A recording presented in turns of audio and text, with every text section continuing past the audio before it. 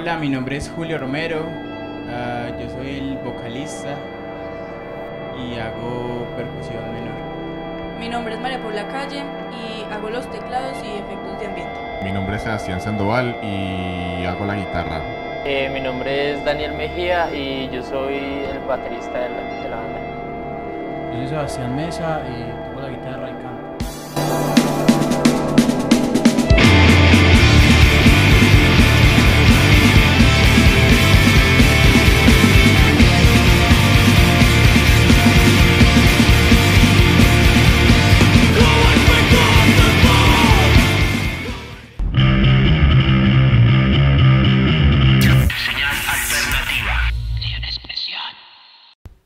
Me empezó a decir que formáramos como una banda y yo le dije no.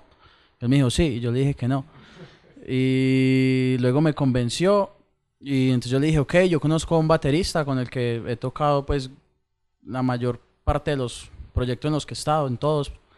Y él me dijo, bueno, yo tengo un amigo que también toca el bajo. Y luego ya Daniel invitó a Sandoval y así empezamos a ensayar en la casa de este señor.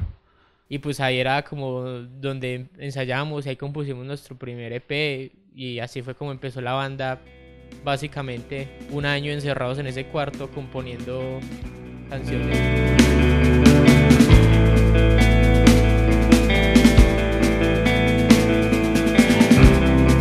El nombre en realidad fue como ese tiempo que nombra Daniel, que estuvimos un año encerrados, estuvimos sin un nombre específico y ya al tiempo decidimos nombrar a la banda, ¿cierto?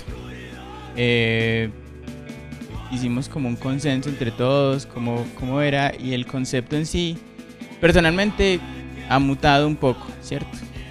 Pero digamos que siempre ha estado en constante...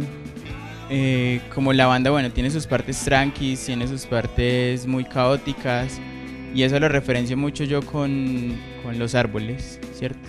Con todo lo que sucede con ellos cuando llueve, con el viento y en sí. Entonces desde allí, desde ese concepto parte el nombre.